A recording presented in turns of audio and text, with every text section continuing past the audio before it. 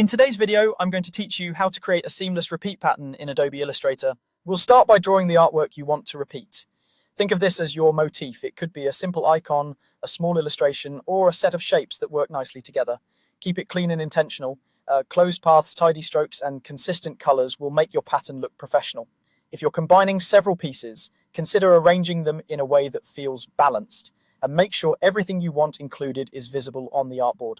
Next, select the artwork. You can drag over it with the selection tool or click individual pieces while holding Shift to add to the selection. If your motif is made of multiple shapes, you can group them to keep things organized, but it's optional. The key is that your entire design is highlighted before you move on. Now go to the menu and choose Object, then Pattern, then Make.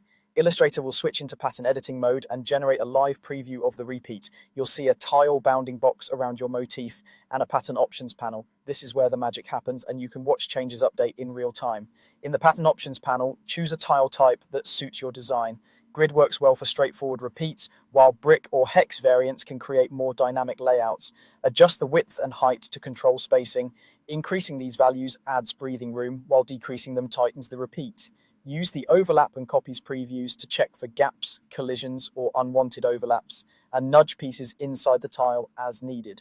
You can also rename your pattern so it's easy to identify later. Take your time here. Small adjustments often make a big difference.